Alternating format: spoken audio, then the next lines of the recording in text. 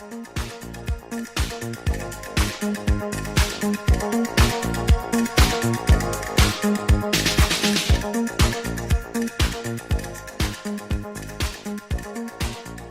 for watching the video. This is Pascal for EMP Reviews.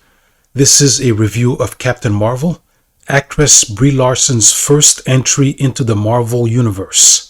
I picked this film since its pseudo-sequel is set to be released November 10th of this year, after being delayed a number of times, and also starring Monica Rambeau and Miss Marvel, both of which began their on-screen careers on Disney Plus TV shows. The first part of this video will be my condensed account of the events in the 2019 film, and the review done by Carl and I will begin at the time posted here. The opening shot is a dream made up of Carol Danvers' memories, where she bleeds blue blood after the landing of an experimental aircraft after she survived its brutal crash. She then sees her co-pilot, that is Dr. Wendy Lawson, who designed the vehicle, and then a Skrull who readies himself to fire at them. Carol then awakes and then in turn wakes Jan Rog, who generally calls her Veers, her military superior. She challenges him for some exercise. These events are taking place on the planet Hala. During the aggressive session, she loses control of her power, well, the emotions controlling them, that is, and blasts Rog. Before the outburst, he tells her that the memories in her dreams need to be discarded or they will be her downfall. They leave the gym and head to make contact with the Supreme Intelligence. Among other things, it is a being that manifests itself differently for anyone who interacts with it, and who gave Jan the responsibility to show Danvers how to use her powers. The AI disagrees with Carol's claims that she's fit to go into service, as she is still struggling with her emotions, which are driven by her past. She describes their race, the Krees and its struggles against the Skrulls, the beings that have commandeered several of their worlds. Danvers describes her confusion at the form of this woman, the shape the intelligence takes when it speaks with her. Carol doesn't recognize her, in spite of the fact that the Supreme Being always impersonates someone important in a subject's life during conversations with everyone it communicates with. It reminds her that her powers were given to serve the Kree people, but they also can be taken away. Sometime later, led by Jan Rog, Carol and the rest of his team launch for a mission to rescue one of their spies, Son-Lar, on the planet Torfa. Skrulls have been dispatched to capture him and the information he gathered for the last 3 years. A group of Skrulls have actually already infiltrated the natives and taken their form in disguise, a biological skill they possess. During the battle that results once their impersonation is discovered, Danvers is captured by Talos, using his disguise as the spy. The following scene is a montage of Carol's life as an adult and growing up on Earth. One focus is her life in the military and friendship with Maria Rambeau. But the targeted memories by Talos and his group of Skrulls are of Mar-Vell, through a probe of Danvers' mind while attached to their machine. The scientist, Norex, inputs the memories inside a crystal. The crash of the aircraft is repeated, eventually causing Carol to wake from the examination. Talos declares that the desired information is the location of the doctor and that the Lightspeed engine she created for the experimental ship is their priority. Carol breaks her bindings, attacks the group, and through her aggressive interrogation of Talos, he reveals that all she just witnessed are actually her memories. They're nothing implanted. He also repeats his desire for Lawson's location and her research. She defeats more Skrulls and eventually her hand bindings. She escapes the ship using one of the pods and crashes on Earth. Talos and others in his team also land on Earth and shapeshift into humans. Danvers alters a payphone using equipment from a Radio Shack store to inform Jan Rog about the Skrulls' search for Lawson. S.H.I.E.L.D. agents appear, including Nick Fury, called by the security guard that Carol spoke to after crash landing. When asked by Fury about her part in the damage to the building, she informs him about the invading Skrulls and their ability to change their appearance. He has a confused reaction until all of them are fired upon by a Skrull, who is himself immediately shot at by Carol, who then gives chase. While being followed by Fury and Agent Coulson, Danvers finds and fights her target, disguised as an old woman. The two begin to brawl, during which the Skrull drops the Crystal of Memories. The real Coulson contacts Fury, causing the Skrull duplicate agent to react, resulting in their car crashing. The alien dies in the process, returning to his normal appearance. After examining the stone containing her records, Danvers steals clothes and a motorbike, while a S.H.I.E.L.D. coroner dissects Nick Fury's Skrull partner. Nick discusses the entire situation with his superior, who is actually Talos disguised, who eventually mourns the loss of a friend and team operative once Fury leaves to continue his search for Danvers. Carol goes to Poncho's bar, as it was a location listed in the crystal that she frequented with Rambo. Nick Fury finds her there, responding to reports of a motorcycle thief, fitting Danvers' description. They both prove to each other that they are not Skrull impersonators, and then head to the Pegasus, another item recorded on the stone, as a place attached to Dr. Lawson and her research. Once there, they're immediately confined for asking about the doctor. They escape, find information on Wendy and her work, unexpectedly followed by a cat. Some documents show Lawson's project was apparently terminated, while others are written in the Cree alphabet, believed to be gibberish to any person, but evidence to Danvers that Lawson was originally from the Hala homeworld. It's further reported that Mar-Vell is deceased 6 years before in an aircraft crash along with the pilot, destroying the vehicle and its engine. The military is trying to keep all of these catastrophic facts quiet.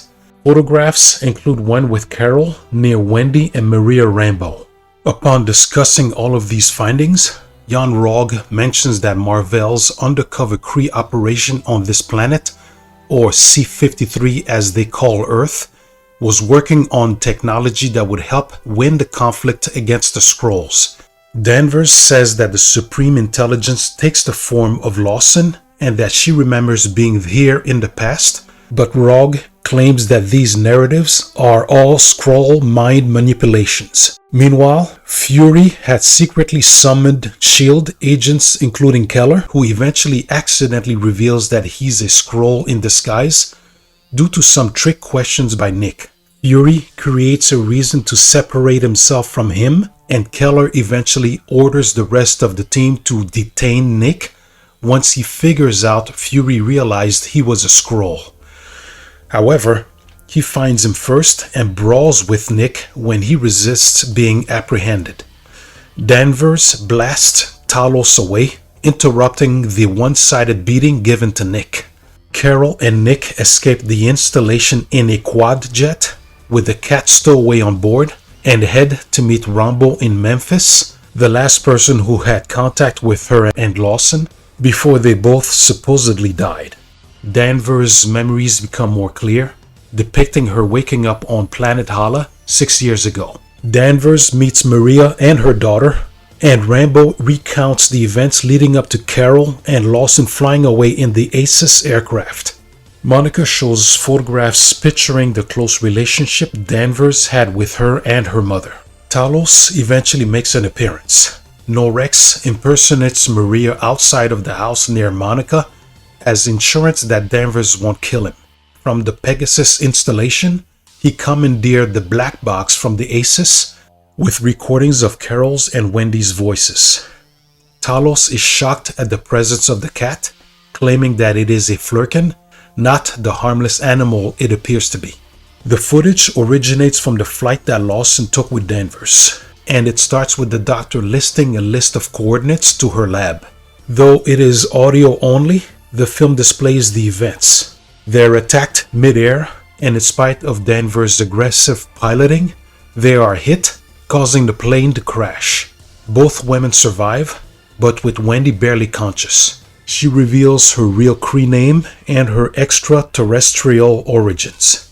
She is killed by Yon-Rogg before she is able to destroy the Lightspeed engine, as she didn't want it to get into Kree hands. Carol shoots the device, causing it to explode and propel Rogg and her away, but only covering her with the machine's substance. Seeing the remains of her dog tag, he used those letters for her name. The engine he and Minerva sought now destroyed, the only remains of it resided in Carol, energies from the core now stored in her incapacitated body. Carol doesn't take all of this truth well. That is the fact that Rogg killed Mar-Vell for realizing for some time that the Kree were the real villains in the war. Talos explains that the Skrulls on Torfa were refugees running away from Kree aggression. However, he claims that the engine's core, which powered it, survived the explosion and is located at the coordinates Mar-Vell listed. That component is what the Skrulls need to help them travel far away from the Kree. Carol and Monica describe that the coordinates are actually in orbit, not anywhere on Earth. Norex alters the quad jet for spaceflight, while Danvers and Monica talk Rambo into helping with Talos' plans. The next day, Rogg kills Norex, disguised as Carol, when trying to divert him away from the others. He then calls Ronan and his forces. Meanwhile, the group gets to the coordinates in the quadjet, and Danvers initiates the Kree cruiser, where Mar-Vell's laboratory is located, to reveal itself from a cloak. Once inside, they find the core, or the Tesseract, and Talos meets his family and friends. Long ago, they had been instructed by Mar-Vell to remain hidden. The moment is interrupted by Yon-Rogg and his troops. After he justifies his previous lies to Danvers, his team commandeers the Tesseract and round up the Skrulls. She is forcibly put in contact with the Supreme Intelligence, which, at the beginning of their conversation, acknowledges the return of some of the 1990s memories Carol just regained. Danvers threatens to use her power against her and the Rogg team, but the intelligence reminds her, aggressively, that she can only control it because of the Kree. While the Flurkin is bound and the decision to throw the Skrulls and Danvers' friends into space is made, Danvers confronts the Supreme with the lies she was told about the conflict with the Skrulls after she was taken from Earth by Yon-Rogg and Minerva. Carol is presented with more evidence that she can't control her powers without the Kree through a revisit of her childhood memories at many points of failures in them. The memories are reshaped into her recovering each event's difficulties, including the crash of the Aces, leading her to fight against the Supreme Intelligence. Outside of this battle, Danvers' powers is affecting the ship, freeing Fury and Rambo who attack their captors. Back inside, she removes the Kree neck devices that apparently kept her power under their control, ending contact with the intelligence. A surge of energy is released, blasting Yon-Rogg and his team aside as she takes the Tesseract stored in a lunchbox. After also blasting Kree soldiers away from Nick and Maria, Carol and they all watch as the Flurkin swallows the Tesseract, the cat finally revealing its true form. Danvers confronts her former friends and teammates, including Yon-Rogg, buying time for Fury and Rambo to board the quadjet with the Skrulls. They are given some powerful help from the Flurkin, and also Talos disguising himself as a Kree. He is injured, however, by Rogg, who fires at the jet after leaving the conflict with Carol once he realized that she did not have the Tesseract. Maria launches the quad jet and Minerva chases after them while Danvers and Rogg have another go. He jettisons her away from his vehicle while re-entering the atmosphere, but she survives with another surge of power, enabling her to fly and essentially becoming Captain Marvel. Rambo evades and eventually destroys Minerva, whose efforts are then taken over by Yon. he is interrupted by Marvel and forced to crash as a result of her attack to his craft. Ronan the Accuser and his Kree reinforcements arrive, firing warheads. Danvers initially has trouble with one, but eventually uses it to destroy all of the others. A similar event occurs with Ronan's drone ships, ending with Marvel defeating them and destroying one of the cruisers. She stops in front of Ronan's ship, displaying a show of force. He orders retreat, swearing a return sometime in the future to capture Danvers herself. Carol then returns to Earth and faces Yon-Rogg, who claims to be proud of all she achieved.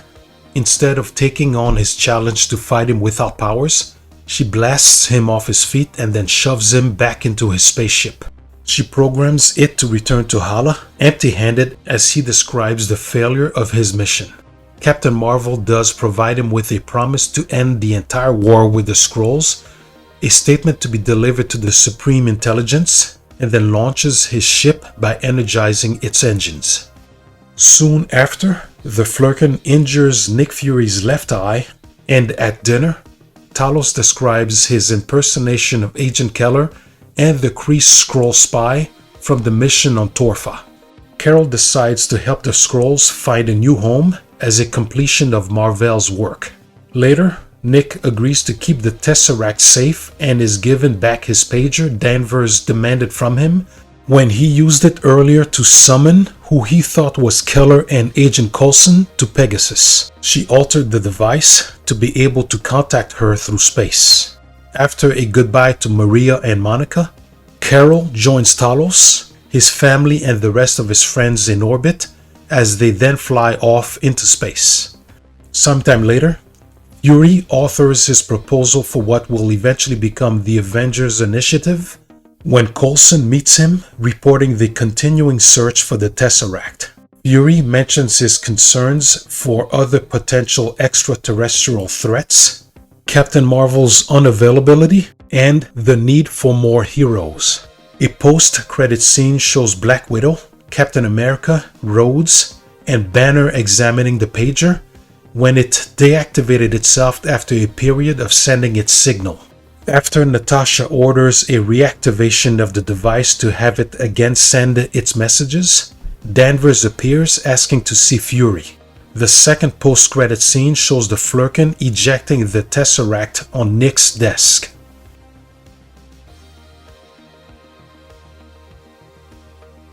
Did you get a chance to watch the whole thing? You said you started last night? Yeah, I started, but I mean, I saw it before, so. Oh, okay. But it's been a while, so I kind of had to kind of like just kind of josh my memory a little bit. I can kind of remember things about it.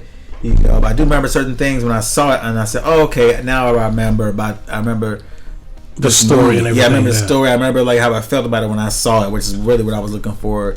Is trying to recapture that feeling of how I felt about it when I saw it, because I was kind of dismissive, like, okay, here's another movie, you know, about another Marvel character is going to lead up to, you know, Thanos, Infinity War, whatever. So I said, let's see what happens. That is one of the problems. It was falsely sold to us as a lead up to Endgame. Endgame, that's what I meant. Yes. So now what either happened was they were playing. I think Kevin Feige wanted her to be like the big honcho for the Avengers, and I think there was kind of just not that great of a response from the overall audience, so they greatly reduced her in Endgame. Yeah. Her haircut was a metaphor for how much they reduced her, basically. Okay, you know. Okay. Yeah. And then, and because one rumor, and I'll send this to you if I can remember. Yeah. But one rumor is that Kevin Feige wanted, Iron Man does die, but he wanted Captain America to die and Thor to die, and for Captain Marvel to be the savior and then the leader of the Avengers, and I think the rumor also says that the Russo brothers were like, "You do that, and we're quitting." You know? Yeah. Okay. So anyway, overall, do you like the movie? We'll do the rating. We'll do the ratings last. Right. But first kind of reaction to it was that it was okay. You know, it wasn't bad. It wasn't good. But what it did, I think, out of a lot of those Marvel movies, it kind of reminded me a lot of the actual comic books. Really? Like, in terms of like just scene composition and the way some of it was looking like, and this kind of like the concept of like the Kree versus Skull. Okay. And I said, okay, now we get into like the comic book kind of material. Well, and so I like that they kind of like started to talk about that stuff versus the other one-off kind of things. To me, it was like kind of like getting to the meat of the story of where some of the stuff lies, and like I don't know, it was that part I did like. It's really weird. Like I guess the word is odd that you would say that, because up until then, the majority of the Marvel films, as far as I understand it, like were kind of influenced heavily by the comics. Kind of, but it was based on the main comic book characters, not like the other stuff. And I remember reading those books where you have like, it was some Avengers crossover, and it was like, maybe it was like a Kree, Skull War, some of that shit. Anyway, but it was like it. I remember it would take like months to finish that storyline, and so but I appreciate like all like the build up of it, of like seeing like a Kree person and a Skull person, like them fighting, and how like their city looks and how they fight and that kind of stuff. But I just think she's the wrong person for this movie. Honestly, if it was somebody else, it would have been. I would have felt better about it, I guess. Yeah. I just think she was the wrong casting. Wrong casting. Well, the what I was getting into is that okay, as far as I do understand it, the especially the Infinity War and all that stuff. Granted, Thanos' motivations were different than what we saw in the movie. Yeah, but supposedly all of that, most of it, I don't know about Ant-Man and everything, but I think most of it was heavily influenced by the comics. But I just went over because when we did Black Adam, I went over Black Adam, Captain Marvel, Captain Marvel from DC, and and Shazam and all that stuff. And between reading all of that and reading Captain Marvel again today, the movie, the Captain Marvel movie from 19 is completely different. Yeah, of course. I never read that stuff. I read like a random Quasar comic one time, and that was close I ever got to reading anything related to Captain Marvel. But back in the day. But to make it quick, because I think I'm going to do a video on everything everything I just mentioned: Black Adam, Captain Marvel, all that stuff. Which also I have to go into the legal aspects of it too, right? Which is another door, It's always fun to talk about, But okay, so she's in the movie. This certainly didn't happen in the movie, but in the comic book, her mother was Kree, and her father was American military. Okay. She was part of the Star Jammers, and that's in outer space with Scott Summers' brother is in there. And they're fighting the Shi'ar Empire, if I'm correct. Well, his father. Was his father in the Starjammers Kosar or some shit like that? Like a mustache. And yes, but it's... Scott Summers' brothers are Havoc and Alexander. Alexander's in the Starjammers. Alexander. Okay. Okay. Yeah. She was also in the Avengers as Miss Marvel. She was in Guardians in the Galaxy in 2014.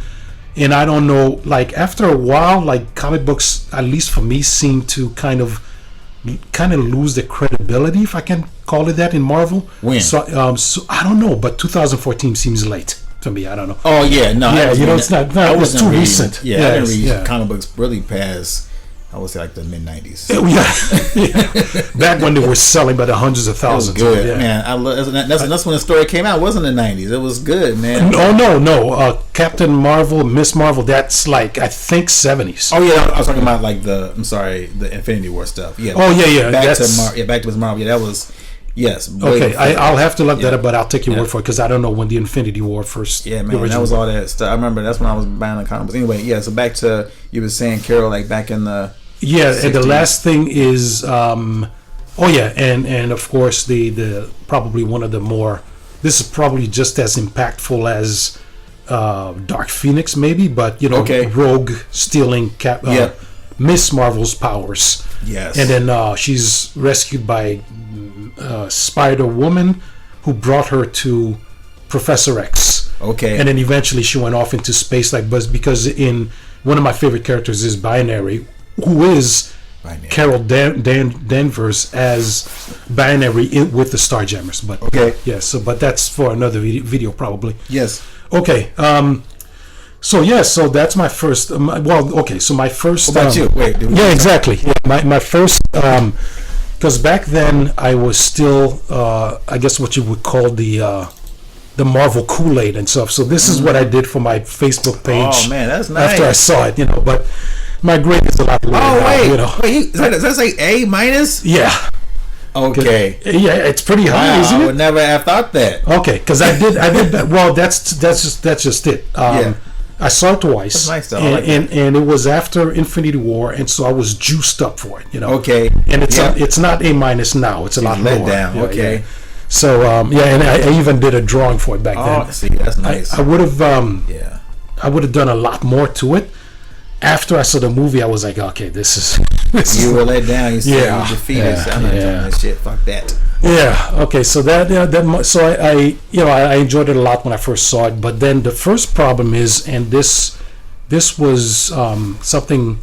There's a YouTuber called Chris Struckman, and this is what he says, and I agree with him. And it's the fact that the tone changes. It's when Mendelsohn. I forgot what his name is in here, but the Skrull leader. Oh yeah. Okay. When he says yes, after he's looking at the body of the Skrull that died next to Fury in a car. Yep. So in the morgue, he like bends over close to him and says some endearing words because the guy's dead, a friend of his, obviously. So that's pretty serious, Yep. But then at the end, when Captain Marvel is beating the crap out of her friends, there's no doubt playing. Like there's a joyful song playing, and it's like these are your friends that you're trying to kill. It should be a hell of a lot serious, Talos. Okay, thank you. Yes. Thank you for looking at it. Yeah, Talos. I'll have to remember that. Okay. Yep. So the tone shifts from being serious to comedic, and it doesn't make any sense. Well, I feel like that's all because of the older audiences who it's for. It's very light. It's very tongue in cheek. That's what Brie Larson is doing. She is kind of like hamming it up and just tongue in cheek and smirking and flipping her hair, because it is kind of like a comedy. Like it's not every Marvel movie has its own tone, and this one is borderline comedy. A little bit of want to be kind of Buffy, but like out of space. I don't know. It's all those kind of things to me. Well, again, a little bit of it. What Marvel has been doing, unlike DC, is inserting more and more comedy. It's like a formula. And the formula worked for me even as bad as this movie was, which is why I saw it twice. Because it was build up. The build up was worth it. You mean the build it to Endgame? Yes. Yeah. So it was okay, because you were okay, this is fine. Let's hurry up and get to the next part. So let me see how this fits into the bigger piece of the puzzle. But it's like, man, this was not part of the puzzle. Yeah, that's right. It was false advertising. Yeah. But the mixture, it's kind of like it's like a lot of people are saying that Captain Marvel ushered in this kind of new form of tone of entertainment for Marvel. Okay. And so we saw a lot of that in the TV shows, in the series, like She-Hulk. And my favorite, She-Hulk. Yeah. Oh my goodness, man. So but okay, so let's see. I just mentioned that. Okay. Yeah. Okay, so it's like Kevin Feige and Marvel were trying to sell us this character, and I'm sorry, but she's not very nice to like. Okay, so.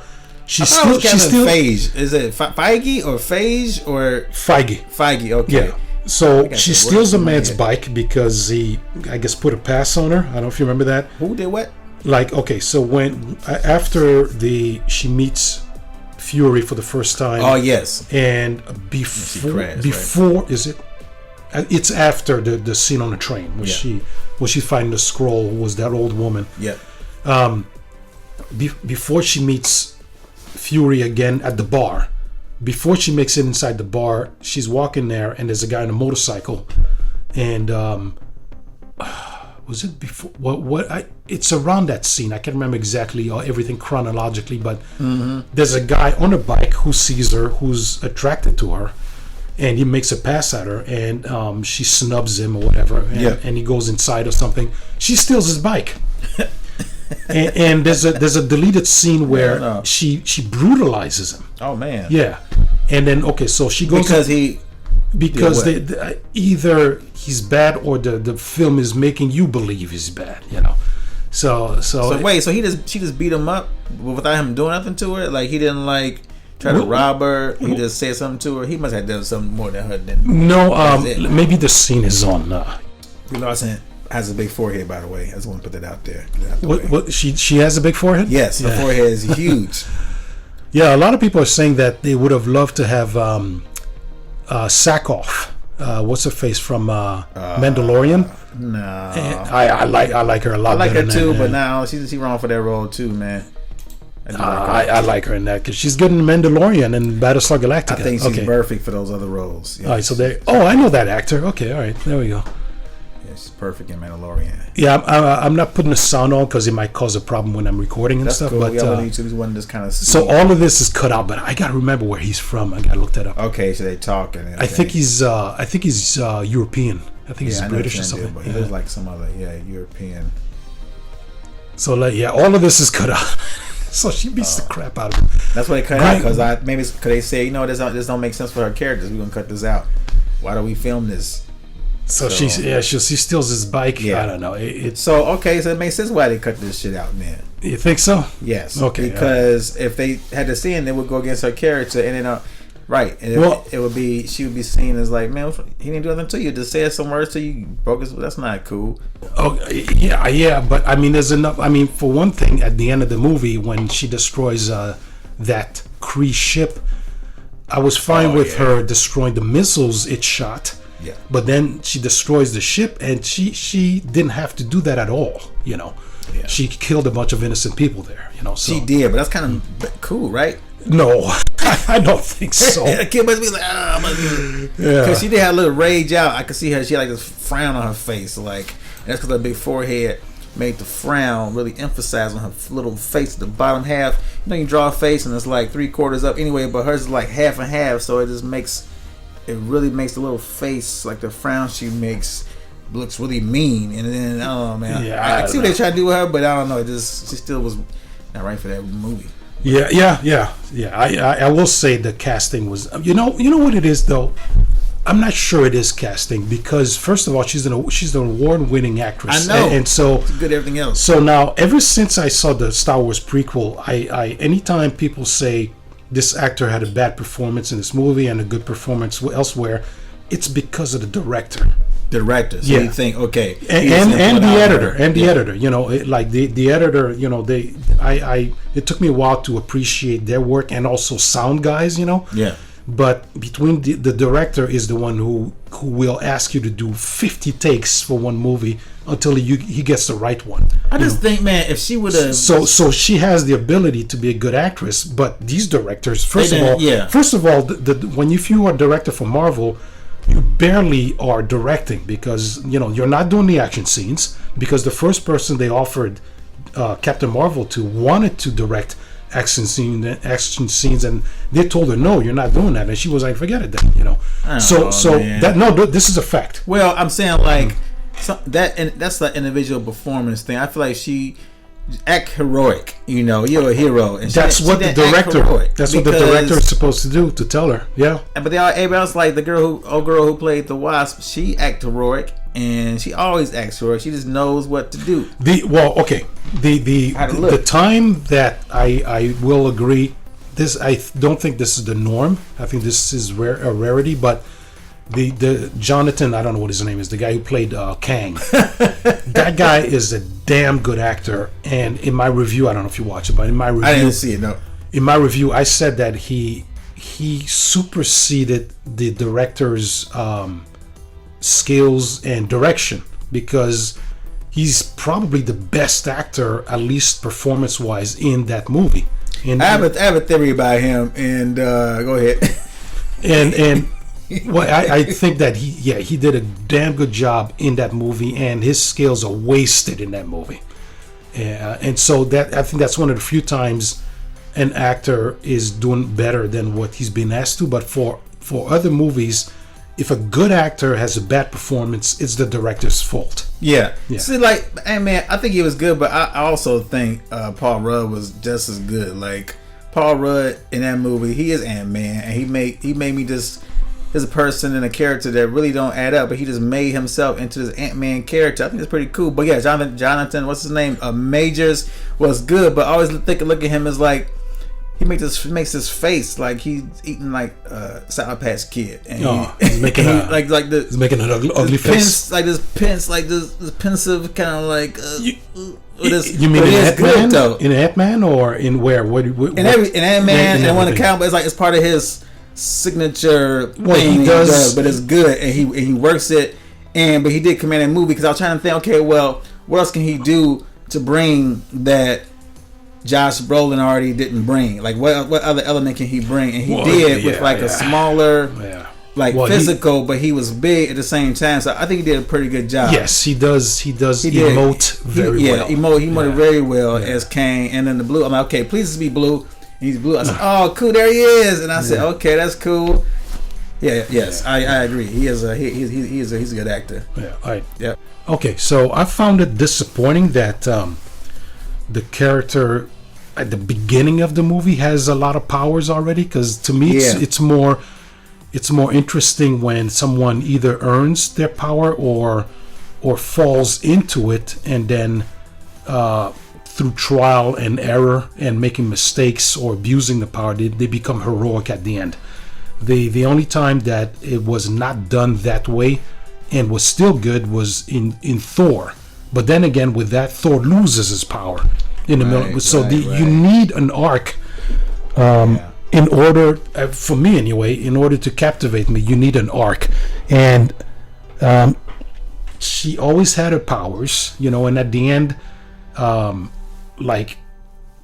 power escalate for no reason whatsoever, when she's falling down to earth or whatever. And there's no real explanation for it, cheat code. And then she comes back up and starts killing people.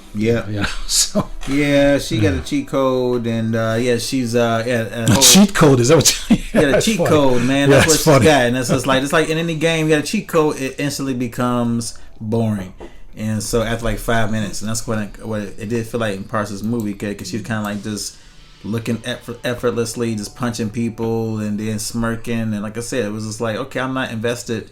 There's no danger here for her, so I don't feel like that kind of a thing. Like, you don't get invested into it, man. You invest into emotionally into the character. So when the Skrulls, when the Skrulls capture her and they go through all of her memories, like I was in a theater, I'm like, I was overwhelmed by it. I'm like, what the hell is all this? This is too much information. It was a lot, man. And it's a problem that I had. I didn't have this problem when I watched the Dune film. Was it 2 years ago? Okay. Because I'm familiar with the material. Yeah. And after reading the material, I understand all this crap now. Yeah. But if you don't know all that stuff, this is too much information being thrown. I feel like you don't think this was done on purpose, because it was like disorienting to kind of, it's like you were going this through with her, trying to understand, like, okay, what is this? What is happening? Is this what is going on? I really felt that during this scene. It was I imagine it in a theater too. You're like, what the? Well, I was in IMAX, so I was getting overloaded with all this. Yeah, exactly. The only thing worse than getting all of that stuff thrown at you in IMAX was when I went to see Tenet. Okay. I went to a theater and they just opened up this brand new format for auditorium, and I didn't know it. It's an interactive auditorium. Oh. So the seats were moving when there was gunfire. Yeah. It was like, and then I think I got water sprayed, like a mist. So I went out there. I'm like, what the hell is this, man? So they had to give me another ticket. What was that shit called? That must be expensive. That's not. It's like it was the regular price. They just didn't advertise it correctly because I didn't know what the hell it was, But anyway. Yeah. Okay, so I love the corpse. Not corpse. What's the Black Ops?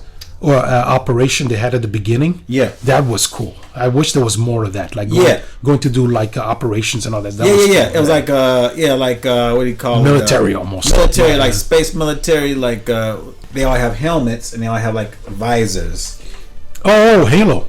Yeah. It had me like that kind of like space feel, squad kind of stuff. That was cool. Yeah, that was cool. Yep. Man, sorry, it took so long to get to that. Oh, no problem.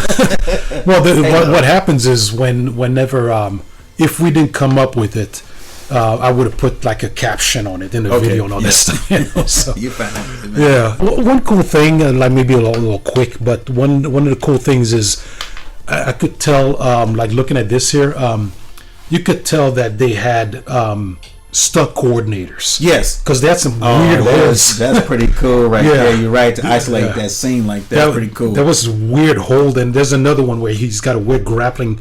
So they had professional guys organizing this, and I love that stuff. Because speaking of, I must say I really do appreciate Jude Law, man. Was that like me organizing this? No, I like Jude Law. Oh, Jude Law, yeah. Well, I like Jude Law. Mendelsohn was cool. I like him. Those two guys. They're always good in whatever they're always into. good, right? They just got Yeah. Okay, so let's see. The special effects I liked. The stuff was beautiful. That's what I mean. Like to see this stuff on screen was good, because this is like the stuff you see in the comic books, like the backgrounds and like those lead-in panels and stuff and those spreads. So like to see this visualized, I think. To me, it's like the first time we kind of started to see this stuff in person, so it was kind of cool. Like, look at that, man. That's pretty cool. Except for like maybe Ragnarok, where it had a very specific look. Well, this is like was cool too to see. The very cool thing about Ragnarok is the fact that I'm sure I believe I'm correct here, but they used very much Jack Kirby as an influence. Yeah, I mean, obviously, which was great. That's what it was. It felt like Jack Kirby / trying to meet. That was cool because I had never seen that style before. Yeah, it's like there are movies like that where they have their own complete specific style, and it's awesome because it's very different than what you see elsewhere. Right. So like Chronicles of Riddick with the statues, that's one thing that was great. And then the other one is was it? I was just thinking about it. There's another movie with its own distinctive style that was really cool. I mean, Dune is pretty good, but it's a little colorless. Well, I feel like all movies in the 90s like that. So like Dark City was like that, and all movies had like their own visual style. It was cool. What the hell was it? What was it? When come out? Was it recent or? What the hell was it? There was another one with so there's Dune, there's Chronicles of Riddick.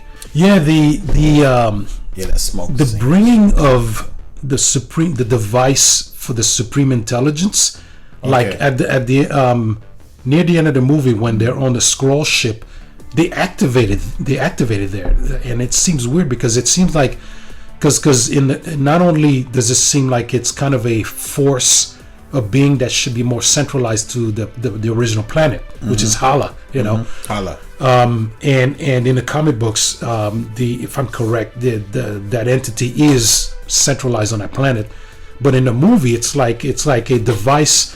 It's kind of like that container in Deep Space Nine, that thing you open up and then you can see visions or whatever. It's like something you can move around or something, and it seemed kind of bizarre, Okay, so yes, Karath. There you go. See, Karath. Every movie, man. What are you talking about? Jaimon Honsu. That dude is in everything, man. Yeah, but his role in here, and Lee Pace, who plays Ronan the Accuser. They're both of them are much better in Guardians of the Galaxy. Yeah, for sure. I agree. Yeah, Ronan was dope in Guardians of the Galaxy. They made him a buffoon in here, man. So he was cool in that movie. So the unbelievably disappointing thing is the origin of Nick Fury's eye. Even Kevin Feige came out and said that was a bad decision. And that's that's why I remember that shit. That's so stupid. That is just trying to find. That's just reaching. It's just reaching for a reason. We don't need a reason. I think this one of the things that could be left that's untold, and that's the whole point. You don't know how you got it. It just got it. Either you treat it the way Alien should have been treated, which is you leave it a mystery. A mystery. Or like because the way Nick Fury describes that in Winter Soldier, you get the sense that like some big conspiracy thing happened, because he says the last time I trusted somebody, I lost an eye. Right. And the last thing you're thinking of is a flurkin, which is a creature that looks like a cat. It's not a cat. So. Right. Yeah. Right. So, okay. So I will say the de-aging of Samuel Jackson is amazing. Yes. Because you forget about it. I mean, it's like after a while, at the beginning when I first saw it, I was like, wow, I couldn't believe what I was seeing, because they did a good job with it. And after a while, it's so natural that you forget that it's a special effect, Yeah. Also, he don't look. I mean, he looks old, but not that old. So Yeah. Some people, it's a big change because they look super old. It's impressive. He's always like look weird because he's always worn like wigs anyway, So Well, he looks different from one movie to another. yeah, he always like to do a little something. And what was that movie? Gee, good Lord, Meatloaf, the poor guy just died a few years ago. He did a movie with Meatloaf. You know what with Meatloaf? And that one. Samuel Jackson is wearing a kilt the whole time. Okay, I remember that movie. He's now. fighting like whites, like bald guys. And stuff. I don't know if they were whites. They're skinheads. Yeah. I think I remember that. Yeah, this is I can't leave this off as a nitpick. It kind of you could accuse it of being that, but I think it's not a nitpick, and it's the fact that they find this airplane, they get into it and take off running. First of all, I'm certainly not in the military or pilot, but I think it takes a while to turn on an airplane. Of course. And then they shoot at it, and you shouldn't be able to fly an airplane with bullets. I mean, no, you can't do that. But that's just, and it happens. That's just one of those things that's accepted. Is that if you get an A for effort for trying to start a plane, it's too much. It's going to happen in the movies, but in real life, that will never ever be successful ever. But in the movies, it's okay. Okay, so one of the reasons I asked you to do this is because of the Marvels movie.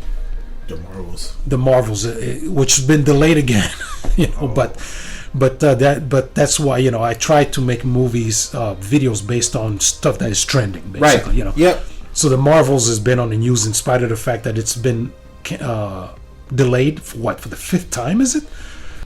And guess what? The Captain Marvel comic book has been canceled again. I think this is time number 8 or 9. Well, I think we're starting to see people not be in the comic book stuff no more. I think we're done with comic book. It's starting to have a. I loses. From everything that I've seen from people who are not a lot more knowledgeable about comic books than I am, it is shit writing. Like I'm gonna have to look this artist up, and I'll put it up in the video. But there's a artist who kind of has a style like Ian Flux almost. Okay, yeah. I like and he did Captain Marvel for a while, and it's beautiful work. Dynamic sounds. But apparently, the writing wise, it's horrific. Yeah. And that's what they based the movie on. Yeah. And so that's another reason why probably as time went on, the Captain Marvel movie was not well received. So I don't know. Yep. Yeah. Multiple factors for sure. Okay, possible. So I thought another thing that was a little too far-fetched for me was, okay, so Marvel is the woman who infiltrated our military, built this engine, and so when it was constructed, the aliens came and attacked them for it. Now, to have an alien infiltrate our military and build an entire piece of engine that even for science fiction and even for Marvel movies, that's too far. Right, that's too much. That's stupid. Yeah, that's too much. Too much. Agreed. So and the last thing, I wish, like, as at the end, Jude Law, who's playing Jan Rog, is his name? Yeah. He yells at her, it's like, okay, show me what you got, let's fight. And she just blasts him, They should have had a physical fight. I would have loved to see that, that would have been great, And they would have had to have a win, which would have been great, But they fought at the beginning, so they had them fight. Yeah, because at the beginning he beats her, and at the end, that would be great. Yeah, that would be another arc, another missed opportunity, So complete circle, All right, so let's do And so I'll give my rating after you. You go first this time, man. Okay. Go. You go. I guess 5.5. Okay, 5.5. Okay, 5.5. Okay, I like the 0.5. You give a little extra, little. As far as letter, numbers, it was letter equate to number wise. Your first review, can we do C minus? Yeah. C okay, minus. so now it's a C minus. Okay, okay. Fair enough. And so why the big drop? Because everything we mentioned, like missed opportunity. They because I didn't know the original material back then. Yeah. Because when I started reading it when we did Black Adam, I'm like, holy cow! There's so much material in here. It's right. And it's one thing that I felt to mention. With comparison, yeah. Well, no. One thing I felt to mention is looking at all the material. I mean, when going to Guardians of the Galaxy and the Starjammers and the Avengers and Rogue, like you could have shoved her because supposedly they're gonna do a new X-Men eventually. Yeah. There's so much material with the original Carol Danvers that they could have used. And instead, they shoehorn her into the Infinity War saga, and then they use a modern comic instead of the original material. So that's why there's a big drop. Got it. And also, like you said, no, I don't think it's bad casting. It's bad directing. Bad directing, right? You did. And the character, you're not disturbed too much by her behavior, but I am. So I don't think she's very likable in the movie. Not likable. So and she's overpowered. So she's overpowered. Okay, overpowered. Which, okay, I'll do a 0.5 too, but I'll do a 6.5. Okay, all right. Because judging off my last, I already set the bar with 6 for a Black Adam. I feel like this was almost like a better version of a Black Adam, almost. To me, because it was tongue-in-cheek a little bit like Adam. Yeah. Still it's in that same Captain Marvel universe kind of thing, but different because it's Marvel DC. But I liked what it represented in terms of like, okay, we got to do something a little bit different here. And so we had like this woman, try to be this new thing as we try to move forward. Who can we cast that's kind of like popular at the time, whenever this movie came out? This is like the first time in trying to pass the baton, so to speak, like you say. So I appreciate it, trying to like see how can we pass the baton to the next level of people who are going to be part of this big machine and sell all the toys and do all the movies and be funny and powerful, all that shit at the same time. So they try to see who's next, and so who can we find her can we find her person to appeal to women? Yes, but I just think that she's the wrong person, like you said. Maybe if it was like a Kate Sackhoff, is that her name from Katie Sackhoff.